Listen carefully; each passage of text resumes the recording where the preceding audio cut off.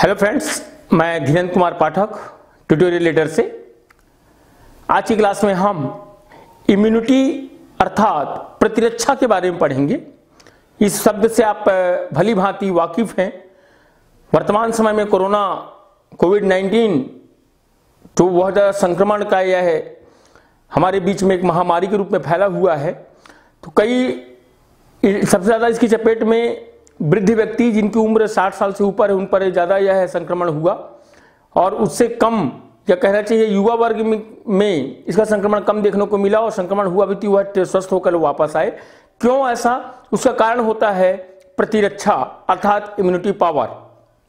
हर मनुष्य के शरीर में एक इम्यूनिटी पावर पाया जाता है जो रोगों से लड़ने की क्षमता प्रदान करता है। अर्थात जो रोग यदि रोगाणु जनक हमारे शरीर के अंदर ही प्रवेश कर जाते हैं तो हमारे शरीर का जो प्रतिरक्षा तंत्र है या प्रतिरक्षा जो है वह उस रोग से लड़ करके उस रोग को स्वमेव समाप्त कर देती है और हमारी शरीर को उस संक्रमण से बचाव करती है। तो आइए, आज का हमारा टॉपिक है इम्यूनिटी पावर अर्थात प्रतिरक्षा के संदर्भ में हम आज अध्ययन करेंगे।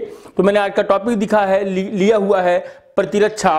तो किसी भी जीव में आप हेडिंग देखेंगे, किसी भी जीव में जो दूसरे परजीवी संक्रमण, दूसरे जीवों के द्वारा जो संक्रमण होता है, तो उस परजीवी संक्रमण का जो प्रतिरोध, उस रोग से लड़ने की जो क्षमता, उस संक्रमण से लड़ने की जो क्षमता हमारे शरीर के अंदर विकसित होती है, वही क्षमता कहलाती है प्रतिरक्षा या इम्यूनिटी कहा जाता है। यह जीवित रहने हेतु अब इम्यूनिटी की क्या आवश्यकता है? तो प्रत्येक जीव को प्रतिरक्षा की एक बहुत महत्वपूर्ण आवश्यकता होती है। उसके शरीर में प्रतिरक्षा तंत्र बहुत मजबूत हो ताकि वह रोग, जिनके शरीर का प्रतिरक्षा तंत्र कमजोर होता है वह आए दिन या कहीं सर्दी, जुखाम, खांसी या छोटी मोटे जो सामान्य वायरसों से होने वाले रोग तत्काल उसकी बॉडी पर अपना प्रभाव दिखा देते हैं। लेकिन जिसके शरीर का प्रतिरक्षा तंत्र मजबूत होता है वह छोटे मोटे संक्रमण से उसका शरीर की सुरक्षा हो जाती है। तो बोलता है क्योंकि अधिकांश जंतुओं को हमेशा बाहरी आक्रमण किन चीजों से होता है? तो बैक्टीरिया है, फंजाई है, वायरस हैं, ऐसे बहुत सारे परजीवी होते हैं जिनसे हमारे शरीर को आल समय लड़ना पड़ता है या उन चीजों से जूझना पड़ता है। जो जीव इस प्रकार के संक्रमण से, बैक्टीरिया के, फंजाई के, वायरस के, ऐसे संक्रमणकारियों से लड़ने की जो क्षमता या जूझने की जो क्षमता रखता है वही हमारे शरीर की प्रतिरक्षा कहलाती है। प्रतिरोध करना अर्थात संक्रमण से हमारा शरीर को बचाव करना या संक्रमण का प्रतिरोध करना, तथा तो प्रतिरोध या इसी गुण को, रोगों से लड़ने का जो प्रतिरोध जो हमारे अंदर है, इसी गुण को हम क्या बोलते हैं? प्रतिरक्षा कहा जाता है, इम्यूनिटी कहा जाता है। और जीव इस क्षमता के कारण, जिसके शरीर की इम्यूनिटी पावर मजबूत होती है, वह संक्रमण की प्रतिशत पर निर्भर करती है कि वह प्रतिरक्षा तंत्र या प्रतिरक्षा करती है।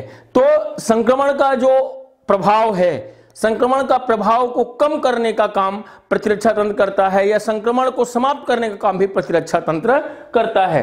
तो इस प्रकार से प्रतिरक्षा जो होती है हमारे शरीर में, इसके हम दो प्रकारों का अध्ययन करेंगे कि प्रतिरक्षा दो प्रकार से होती है। एक होती है प्राकृतिक प्रतिरक्षा, नेचुरल इम्यूनिटी, और एक होती है उपार्जित प्रतिरक्षा, एक्वायर्ड इम्यूनिटी। तो सबसे पहले हम बात करते हैं प्राकृतिक प्रतिरक्षा की, नेचुरल प्रतिरक्षा, नेचुरल इम्यूनिटी। तो बोलता है किसी भी जंतु के द्वारा, कोई भी जंतु है, किसी भी जंतु के द्वारा सामान्य दशा में पैदा हुई यह एक रेसिस्टेंस पावर है।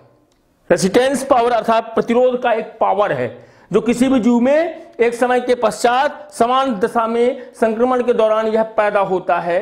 यह एक रेसिस्टेंस पावर है जो बिना किसी बाहरी उद्दीपन के पहले या संक्रमण के कारण अपने आप में पैदा हो गई होती है या पैदा होती है। इसको हम प्राकृतिक प्रतिरक्षा को हम तीन प्रकार से अध्ययन करते हैं। एक होती है प्रजाति प्रतिरक्षा, दूसरी होती है रेशियल प्रतिरक्षा, और तीसरी होती है व्यक्तिगत प्रतिरक्षा। प्रजाति प्रतिरक्षा जो प्रत्येक जीव में, जीवधारी में पाई जाती है। कुछ प्रतिरक्षा ऐसी होती है जो कुछ खास जंतुओं में ही होता है, क्योंकि उनके अलावा यह रोग दूसरे जंतुओं में होता ही नहीं है। यह रोग ऐसे कई रोग हैं जो सिर्फ उसी जंतु में होते हैं। जैसे मनुष्य में बहुत सारे रोग ऐसे होते हैं जो सिर्फ मनुष्य में ही होते हैं, दूसरे जीव में नहीं होते। जैसे सिफिलिस, मिसेलस, मेनिंगो कोकल मेनिंजाइटिस, ये ऐसे रोग हैं जो केवल मनुष्यों में ही होता है। तो जब मनुष्यों में यह रोग होता है तो इस प्रकार का जो इस रोग से लड़ने की जो क्षमता होती है वह केवल किस में होती है? मनुष्यों में ही होगी, क्योंकि यह रोग किस में पैदा हो रहा है? सिर्फ मनुष्यों में पैदा हो रहा है। तो रोगों से लड़ने की क्षमता मनुष्य के शरीर में ही पैदा होती है। जब यह क्षमता किसी खास दौड़ में होती है, किसी खास दौड़ में होती है, तो ऐसी प्रतिरक्षा को हम रेशियल प्रतिरक्षा कहते हैं। और जब यह क्षमता हर व्यक्ति में दिखाई देती है तो उसे हम व्यक्तिगत प्रतिरक्षा कहते हैं। और जब कुछ प्रतिरक्षा कुछ खास जंतुओं में होती है तो उनको हम प्रजाति प्रतिरक्षा कहा जाता है। दूसरा प्रकार है उपार्जित प्रतिरक्षा या एक्वायर्ड इम्यूनिटी। जब कोई जीव किसी बाहरी साधनों से ऐसी शारीरिक क्षमता उत्पन्न करता है, बाहरी साधनों से कुछ ऐसी क्षमता उत्पन्न कर लेता है कि वह बाहरी संक्रमण से लड़ सके। कई बार ऐसा होता है कि जब हमारी बॉडी या हमारे शरीर में एंटीबॉडीज का निर्माण कम हो जाता है या हमारा शरीर वीक पड़ने लगता है तो हम कई प्रकार के फिर क्या लेते हैं? इंजेक्शन लेते हैं, जिससे हमारी बॉडी को एक मजबूती प्रदान होती है। तो इसी को बोलता है कि बाहरी साधनों से ऐसी शारीरिक क्षमता उत्पन्न करते हैं। हम कई प्रकार के मल्टीविटामिन का उपयोग करते हैं, कई प्रकार के टॉनिक पीते हैं ताकि हमारी बॉडी मजबूत बनी रह सके, तो ताकि वह बाहरी संक्रमण से लड़ सके। तो इस प्रकार की जो प्रतिरक्षा है उसे हम उपार्जित प्रतिरक्षा या एक्वायर्ड इम्यूनिटी कहा जाता है। तो उपार्जित प्रतिरक्षा, एक्वायर्ड इम्यूनिटी बोलता है सक्रिय हो सकती है, एक्टिव हो सकती है, जो किसी बाहरी उद्दीपन से शरीर में अपने आप पैदा हो सकती है। अब यहां पर सक्रिय और निष्क्रिय दो अलग अलग बातें आती हैं, परंतु जब प्राकृतिक उद्दीपन के बजाय, दोनों को मैं बता रहा हूं, तो यहां पर हमने सक्रिय की बात कर ली कि उपार्जित प्रतिरक्षा सक्रिय हो सकती है, और बोलता है जब किसी प्राकृतिक उद्दीपन के बजाय शरीर में प्रतिरोध बॉडीज ही शरीर में इंजेक्शन द्वारा दी जाती है। तो जैसे उदाहरण के लिए बोलता है लाइसिन।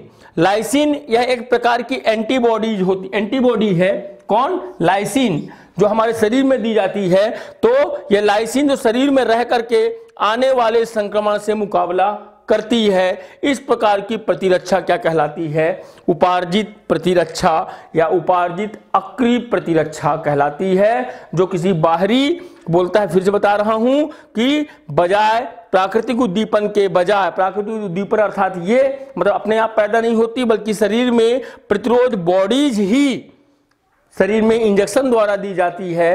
तो इस प्रकार की जो प्रतिरक्षा होती है उसे हम उपार्जित प्रतिरक्षा कहा जाता है। तो यहां पर दो शब्द आ गए, एक आ गया सक्रिय प्रतिरक्षा जो हमने शुरुआत में बात की सक्रिय की, और दूसरा आ गया हमारा निष्क्रिय प्रतिरक्षा या उसी को हम कहें अक्रिय प्रतिरक्षा। अब इन दो शब्दों के बारे में मैं आपको और समझा देता हूं कि सक्रिय और निष्क्रिय प्रतिरक्षा क्या होती है।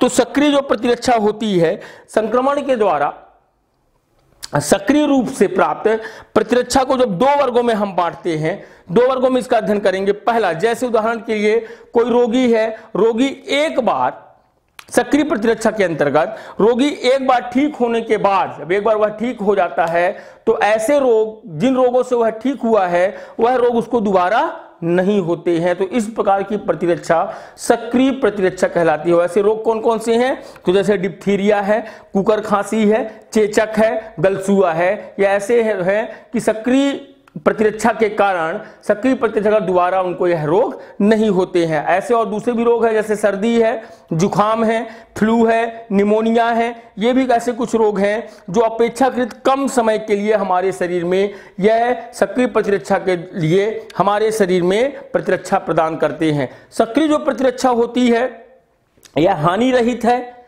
मतलब इसमें हानि नहीं होती है, और सक्रिय प्रतिरक्षा जो होती है यह चिरस्थायी होती है, मतलब शरीर में विद्यमान रहती है। और सक्रिय प्रतिरक्षा वो होती है जिसमें एंटीबॉडीज बनने में थोड़ा समय लगता है। दूसरा आया, हम दूसरा अध्ययन करते हैं निष्क्रिय या अक्रिय प्रतिरक्षा के बारे में।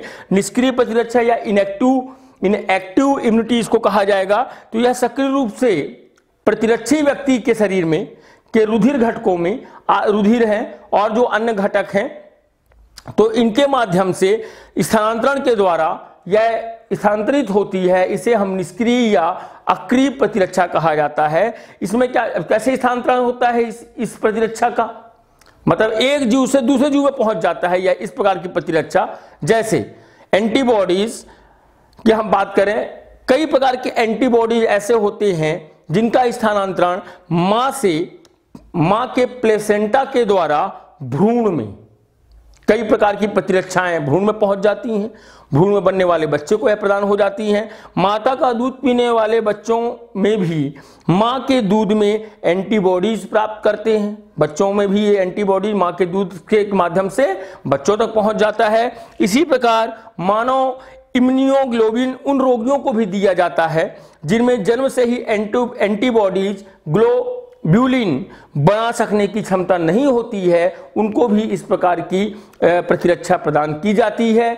और यह तुरंत क्रियाशील होता है, जिसको भी दी जाती है निष्क्रिय प्रतिरक्षा इनएक्टिव इम्यूनिटी, वह जैसे उसकी शरीर में पहुंचती है तत्काल वह क्या हो जाती है, एक्टिव हो जाती है या क्रियाशील हो जाती है। और ये चिरस्थायी नहीं होती है, स्थायी काल के लिए नहीं होती है, और इसमें खतरे की संभावनाएं बनी हुई रहती हैं और तुरंत क्रियाशील होती हैं, लेकिन यह स्थायी नहीं होती हैं और खतरे की संभावना इसमें बनी रहती है। जबकि सक्रिय प्रतिरक्षा में हानि रहित होती है और निष्क्रिय प्रतिरक्षा में खतरे की संभावना बनी रहती है। कई प्रकार के डोज ऐसे हो जाते हैं जो मानव के शरीर के लिए नुकसानकारी हो जाते हैं। तो इसी के अंतर्गत हमने आज जाना प्रतिरक्षा प्रत्येक जीव के शरीर में पाई जाने वाले एक महत्वपूर्ण गुण होता है, और इसके लिए हमने इसके प्रकारों का भी अध्ययन किया और प्रतिरक्षा को भी जाना। परीक्षा में इससे संबंधित क्वेश्चन आता है, प्रतिरक्षा किसे कहते हैं, कितने प्रकार की होती है, इसके महत्वपूर्ण घटक एवं इसके महत्वपूर्ण उपयोगों को बताइए। धन्यवाद।